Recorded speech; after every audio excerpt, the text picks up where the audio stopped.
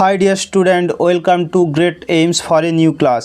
আজ আমি Indian জিওগ্রাফির part 5-এ কতগুলো এসিকিউ কোশ্চেন নিয়ে আলোচনা করব। মূলত প্রাকৃতিক ভূগোলের উপরে এই শর্ট কোশ্চেনগুলো প্রতি বছর পরীক্ষায় ঘুরিয়ে ফিরিয়ে আসে। তোমরা যদি এই 15 থেকে 16টা শর্ট কোশ্চেন ভালোভাবে দেখে নাও বা প্রয়োজনে খাতায় তুলে রাখো এবং পড়ে মুখস্থ করে নিতে পারো, তোমরা 100% কমন পেয়ে যাবে। এর জন্য তোমাদের বাইরে থেকে কোনো সহায়িকা বা কোনো কিছু সাহায্য নেওয়ার প্রয়োজন হবে না।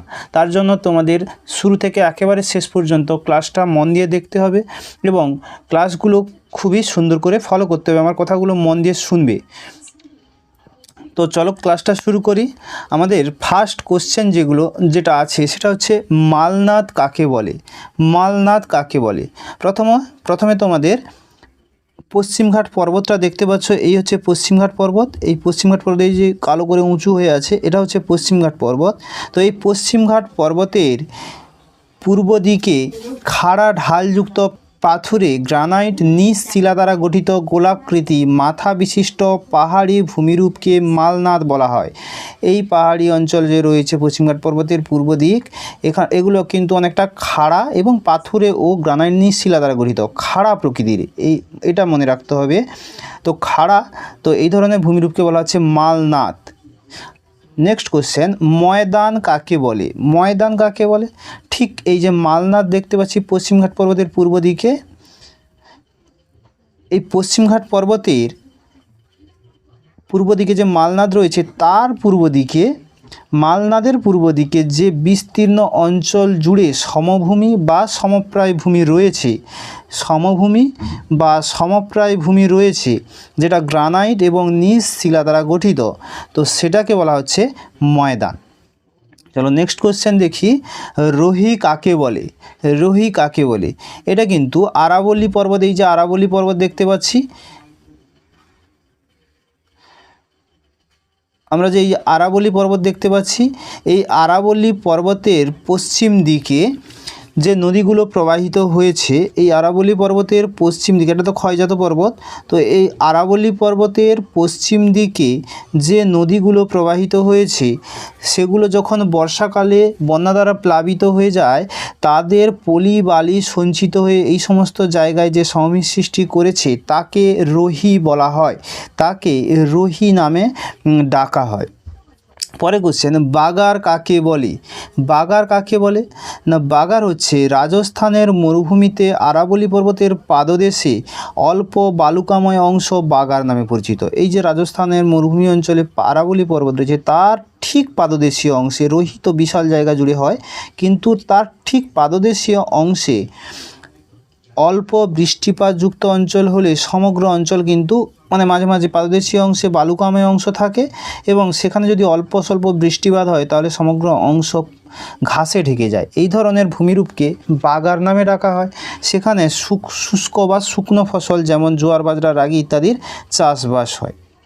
তো তারপরে কোশ্চেন হচ্ছে, ধান কাকে বলে? তোমরা নিশ্চয়ই বুঝতে পারছো ক্লাসটা করতে করতে যে এই কোশ্চেনগুলো প্রায় তোমরা শুনে থাকো বা ক্লাসে স্যারেরা আলোচনা করে থাকে, কিন্তু যদি ম্যাপ পয়েন্টিং না করি বা ম্যাপ ধরে না করানো হয় তাহলে তোমাদের ক্ষেত্রে মনে রাখার ক্ষেত্রে অনেকটা ডিফিকাল্ট হয়ে পড়ে।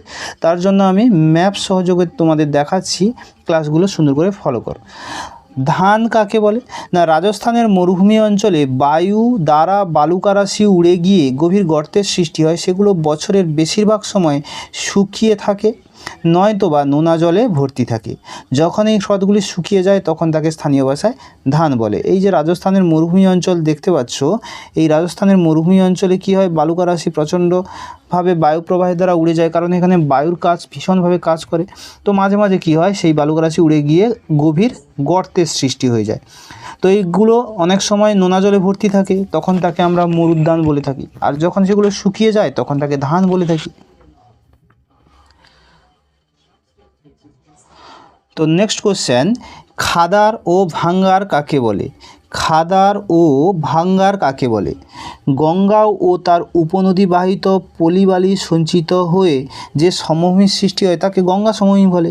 এই গঙ্গা সমভূমিগুলো যদি নবীন পলিমাটি দ্বারা গঠিত হয় তখন তাকে বলা হয় খাদার, আর এই সমস্ত সমভূমিগুলো যদি প্রাচীন পলিমাটি দ্বারা গঠিত হয় তখন তাকে বলা হয় ভাঙ্গার। তো পরের পেজে আমরা দেখে নিই খাদার ভাঙ্গারটা ঠিক কিভাবে কোন জায়গায় আছে। এই দেখো গঙ্গা সমভূমি অঞ্চল দেখতে পাচ্ছ, গঙ্গা নদী ও তার উপকূলবর্তী অঞ্চলে তার দ্বারা বাহিত এবং তার উপনদী দ্বারা বাহিত নুড়িকাকর বালি সঞ্চিত এই গঙ্গা সমভূমি অঞ্চলে সৃষ্টি হয়েছে। এই সমভূমি অঞ্চলের যে অঞ্চলগুলো ঠিক নদীর কাছাকাছি অঞ্চলগুলো পলিবাড়ি দ্বারা সঞ্চিত হয়েছে, নবীন পলিমারি দ্বারা, সেগুলোকে বলা হচ্ছে খাদার। আর দূরের দিকের যে অঞ্চলগুলো সেগুলো প্রাচীন পলিমারি দ্বারা গঠিত, সেগুলোকে বলা হচ্ছে ভাঙ্গার। তো নেক্সট কোশ্চেন আছে, ভাবর অঞ্চল বলতে কী বোঝো? ভাবর অঞ্চল বলতে কী বোঝো? না, গঙ্গা নদী এবং উত্তরের যে হিমালয় পর্বত রয়েছে, সেই হিমালয় পর্বত থেকে অনেক নদী প্রবাহিত হয়ে এসছে, অন্যদিকে গঙ্গা নদীও প্রবাহিত হয়ে গেছে। তো দেখা গেছে হিমালয় থেকে যে ছোট ছোট খরস্রোত নদীগুলো এসছে তাদের দ্বারা বাহিত নুড়িকাকর বালিপলি ইত্যাদি গঙ্গা নদীর উত্তর দিকে এবং ওই হিমালয়ের দক্ষিণ দিকে এই মাঝের যে বিস্তীর্ণ অঞ্চল এখানে সঞ্চিত হয়ে সমভূমি সৃষ্টি করেছে। এই সমভূমিটিকেই বলা হচ্ছে ভাবর অঞ্চল। এখানে আরেকটা জিনিস এখানে কি লক্ষ্য করা যায়, ভাবর অঞ্চলের মধ্যে যে ছোট ছোট নদীগুলো এসছে, এই ভাবর অঞ্চলে অনেক সচ্ছিদ্রতা লক্ষ্য করা যায়, বা ছোট ছোট গর্ত যেগুলো ভূমির নিচের দিকে চলে গেছে, যেমনভাবে কাস্ট অঞ্চলে চলে যায়। তো এরকম ছোট ছোট ছিদ্রের মধ্য দিয়ে এই খরস্রোত নদীগুলো মাটির নিচে অদৃশ্য হয়ে যায়। তো নেক্সট কোশ্চেন, ভুর কাকে বলে? ভুর কাকে বলে? কী বলা হচ্ছে না, গঙ্গাসাগরের পশ্চিম দিকে ছোট ছোট বালিয়াড়ি দেখা যায়, এদের ভুল বলে। এই দেখতে পাচ্ছ গঙ্গাসাগর, এই গঙ্গাসাগরের ঠিক পশ্চিম দিকে যেমন তুমি ধরতে পারো গঙ্গাসাগর অঞ্চল যেটা আছে, সো সেই সমস্ত জায়গায় সমুদ্রের বালুকারাশি উড়ে এসে এই সমস্ত জায়গায় জমা হয়ে বিস্তীর্ণ অঞ্চল জুড়ে যে সমভূমি সৃষ্টি করে তাকে ভুর বলে, বা বালিয়াড়ি সৃষ্টি করে তাকে ভুর বলে। তো উচ্চ গাঙ্গেয় সমভূমি অঞ্চলেও কিন্তু এই ধরনের ভুর কোনো কোনো জায়গায় দেখা যায়। তারপরেই আছে রে, কালার বা ঊষর কাকে বলে? বলা হচ্ছে সমভূমি অঞ্চলে কৃষিকাজের জন্য ব্যাপক জলসেচের ফলে অনেক সময় মাটি লবণাক্ত হয়ে যায়। তো কী বলা হচ্ছে, বিশেষ করে এই পাঞ্জাব, হরিয়ানা এবং উত্তরপ্রদেশের এই সমস্ত রাজ্যগুলোতে প্রচুর কৃষিকাজ হয়, বিশেষ করে বৃষ্টিপাত কম হয় বলে এখানে সেচ কার্যের দ্বারা প্রচুর কৃষিকাজ হয়। তো বলা হচ্ছে যে অতিরিক্ত সেচ কার্যের ফলে এই মাটিগুলো কিন্তু লবণাক্ত হয়ে যায়। তো লবণাক্ত হয়ে গেলে সেই ধরনের লবণাক্ত মৃত্তিকাযুক্ত অনুর্বর মৃত্তিকাকেই বলা হচ্ছে রে, কালার বা ঊষর। স্থানীয় ভাষায় তাদের এগুলোকে বলা হয়ে থাকে। পরে কোশ্চেন, বেড কাকে বলে? তো বেড কাকে বলে? এক কথায় বেড হচ্ছে নবীন পলিমাটি গঠিত সমভূমি অঞ্চল। এক কথায় বেড মানেই হচ্ছে নবীন পলিমাটি গঠিত সমভূমি অঞ্চল, যেটাকে আমরা খাদারও বলে থাকি। কিন্তু খাদারটা ছিল গঙ্গা নদীর উপকূলবর্তী অঞ্চলে খাদার, কিন্তু ওই একই ধরনের নবীন পলিমাটি গঠিত অঞ্চলটা যদি সিন্ধু নদীর উপকূলবর্তী অঞ্চলে হয়, বিশেষ করে পাঞ্জাব অঞ্চলে, তখন তাকে পাঞ্জাবে বলা হয় বেড। তাহলে বেড কাকে বলে? না, বেড হচ্ছে সিন্ধু নদী ও তার উপনদীবাহিত নবীন নুড়িকাকর বালিপলি ইত্যাদি জমাটবদ্ধ হয়ে যে সমভূমি অঞ্চলের সৃষ্টি করে তাকে পাঞ্জাবে বলা হয় স্থানীয় ভাষায় বেড। নেক্সট কোশ্চেন, কয়াল কাকে বলে? কয়াল কাকে বলে? তো প্রথমে কয়ালের অবস্থানটা জেনে নাও। কয়ালের অবস্থানটা হচ্ছে এই মালাবার উপকূলে, অর্থাৎ কেরালার যে উপকূলবর্তী অঞ্চল, সেই কেরালার উপকূলবর্তী অঞ্চলে এখানে কয়াল লক্ষ্য করা যায়। তো কয়াল মানে হচ্ছে এক ধরনের হ্রদ। তো হ্রদটা সৃষ্টি হয় কিভাবে? মূলত ভূ আন্দোলনের কারণে বারংবার যখন ভূপৃষ্ঠের উত্থান ঘটে, কখনো কখনো আবার কখনো কখনো অবনমিত হয়ে নিচু হয়ে যায়, তো বারবার এরকম ধরে ঘটনা ঘটতে থাকার ফলে একটা সময় সেখানে মাঝে মাঝে কী হয়, লবণাক্ত জলের স্রোত সৃষ্টি হয়। কিন্তু এই হ্রদগুলোর বিশেষত্ব হচ্ছে তার ভিতরের দিকের অংশ 3 দিক স্থলভাগ দ্বারা বেষ্টিত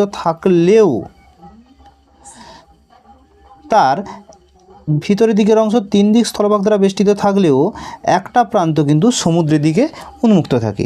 এই ধরনের হ্রদগুলোকে কেরালা ও তার উপকূলবর্তী অঞ্চলে কয়াল নামে ডাকা হয়। যেমন রয়েছে ভেম্বানাথ কয়াল, যেটা ভারতের বৃহত্তম কয়াল। তারপরে রয়েছে 12 নম্বর কোশ্চেন, লেগুন কাকে বলে? লেগুনও এক ধরনের কয়াল বা হ্রদ বলতে পারো, যেটা ভারতের কিন্তু পূর্ব উপকূলে লক্ষ্য করা যায়। এই ভারতের পূর্ব উপকূলে লক্ষ্য করা যায়। ওড়িশা এবং অন্ধ্রপ্রদেশের উপকূলবর্তী অঞ্চলে যে চিল্কা, পুলিকট এই সমস্ত হ্রদগুলো রয়েছে, এগুলো এক ধরনের উপহ্রদ বা লেগুন বলে ডাকা হয়ে থাকে। তো লেগুনটা কি একটু জেনে নিই। লেগুন হচ্ছে ভারতের পূর্ব উপকূলে আবদ্ধ সংকীর্ণ লবণাক্ত জলের জলাশয়, অগভীর জলাশয়, যেটা সমুদ্র থেকে বেশ কিছুটা ভিতরের দিকে স্থলভাগ দ্বারা বেষ্টিত, কিন্তু খুবই অগভীর টাইপের হয়। এই ধরনের অংশকে লেগুন বলা হয়। তো প্রবাল প্রাচীরের ক্ষেত্রে কিন্তু লেগুনের সংজ্ঞাটা একটু অন্যরকম হয়। যেমন কী হয় না, সেক্ষেত্রে কী হয়, সমুদ্রের উপকূলবর্তী অঞ্চল থেকে বেশ কিছুটা দূরে যদি কোনো স্থলভাগ বা কোনো দ্বীপ থাকে, তার চারিদিকে যদি কোনো কী বলা যায়, তার চারিদিকে যদি পলিবালি সঞ্চিত হয়ে দ্বীপ সৃষ্টি হয় এবং মাঝে মাঝে বোট ক্যানেল থাকে বা ফাঁকা স্থান থাকে সমুদ্রের সঙ্গে উন্মুক্ত স্থান, তখন তাকে বলা হয় লেগুন। তো সেটা তোমাদের 12-এ আছে, এখানে নেই, ছাড়ো। তো এই ছিল লেগুন। পরবর্তী কোশ্চেন যেটা আছে, এগুলো হচ্ছে র্যাপিড ফায়ার কোশ্চেন, তাড়াতাড়ি বলে দেবো। শর্ট কোশ্চেনগুলো তোমরা মন দিয়ে শুনে নাও, প্রয়োজনে খাতায় তুলেও নিতে পারো। ভারতের একটি শীতল মরুভূমির নাম কি? ভারতের একটি শীতল মরুভূমির নাম কি? লাদাখ মালভূমি হচ্ছে ভারতের সবথেকে শীতল মরুভূমি। এটা এক ধরনের শীতল মালভূমিও বলা হয়ে থাকে, আবার এটা মরুভূমিও বটে। তো লাদাখ মালভূমি হচ্ছে ভারতের একটি শীতল মরুভূমি এবং এটি ভারতের উচ্চতম মরুভূমিও বটে। ভারতের এর থেকে উচ্চতম মরুভূমি নেই, যেটা ভারতের উচ্চতম মরুভূমি সেটা হচ্ছে লাদাখ মরুভূমি। নেক্সট কোশ্চেন, পূর্বাঞ্চলের সর্বোচ্চ শৃঙ্গের নাম কি? পূর্বাঞ্চলের সর্বোচ্চ শৃঙ্গ হচ্ছে দাফাবুম। নেক্সট কোশ্চেন, মেঘালয় মালভূমির সর্বোচ্চ শৃঙ্গের নাম কি? মেঘালয় মালভূমির সর্বোচ্চ শৃঙ্গ হচ্ছে শিলং, যার উচ্চতা 1961 মিটার। নেক্সট কোশ্চেন, আন্দামানের দুটি আগ্নেয় দ্বীপের নাম কি? আন্দামানের দুটি আগ্নেয় দ্বীপের নাম কি? আন্দামানের দুটো আগ্নেয় দ্বীপ হচ্ছে ব্যারেন এবং নারকোডাম, যার মধ্যে ব্যারেন হচ্ছে সক্রিয় আগ্নেয় দ্বীপ আর নারকোডাম হচ্ছে মৃত আগ্নেয় দ্বীপ। পরে কোশ্চেন, লাক্ষা ও মিনিকয় কী ধরনের দ্বীপপুঞ্জ? লাক্ষা ও মিনিকয় কী ধরনের দ্বীপপুঞ্জ? লাক্ষা ও মিনিকয় হচ্ছে একটি প্রবাল দ্বীপ। প্রবাল কীট দ্বারা জমাটবদ্ধ হয়ে বা এই দ্বীপের সৃষ্টি হয়েছে। প্রবাল কীট জমাটবদ্ধ হয়ে কিন্তু এই দ্বীপের সৃষ্টি হয়েছে। লাস্ট কোশ্চেন আজকের দিনের জন্য, ছোটনাগপুর মালভূমির সর্বোচ্চ শৃঙ্গের নাম কি? ছোটনাগপুর মালভূমির সর্বোচ্চ শৃঙ্গের নাম, এই দেখো ছোটনাগপুর মালভূমির সর্বোচ্চ শৃঙ্গের নাম হচ্ছে পরেশনাথ পাহাড়। ছোটনাগপুর মালভূমিটার অবস্থান যদি লক্ষ্য করি, ঠিক এই জায়গায় ছোটনাগপুর মালভূমি আমরা অবস্থান দেখতে পাবো। তো এই জায়গার সর্বোচ্চ শৃঙ্গ হচ্ছে পরেশনাথ পাহাড়। ছোটনাগপুর মালভূমির সর্বোচ্চ শৃঙ্গ পরেশনাথ পাহাড়। আর পূর্বাঞ্চলের সর্বোচ্চ শৃঙ্গ দাফাবুম, যেটা বলা হচ্ছিল। পূর্বাঞ্চল বলতে এই অঞ্চলটা বোঝানো হয়ে থাকে, এই যে বিস্তীর্ণ অংশটা, এই জায়গার মধ্যে সর্বোচ্চ শৃঙ্গ হচ্ছে দাফাবুম। আর লাদাখের কথা যেটা বললাম, লাদাখ ভারতের উচ্চতম মরুভূমি ও শীতল মরুভূমি। লাদাখটা হচ্ছে ঠিক এই জায়গায় অবস্থিত, লাদাখ। তো থ্যাংক ইউ। এই ছিল আজকের আমার কয়েকটা শর্ট কোশ্চেন বা এসিকিউ কোশ্চেন আমাদের, যেগুলো তোমাদের পরীক্ষার জন্য ভীষণই ইম্পর্ট্যান্ট। এগুলো যদি পড়ে রাখো, এর বাইরে থেকে আর কোনো কোশ্চেন পড়ার প্রয়োজন হবে না, 100% কমন পেয়ে যাবে এখান থেকে। ক্লাসটা যদি ভালো লাগে অবশ্যই তোমরা লাইক করবে, শেয়ার করবে এবং এই ধরনের ক্লাস যদি পেতে চাও তোমরা, তাহলে কমেন্ট বক্সে জানাবে, বা কী ধরনের ক্লাস তোমরা পেতে চাও সেটা তোমরা স্পষ্ট করে কমেন্ট বক্সে জানাবে। Welcome for next class. Good bye.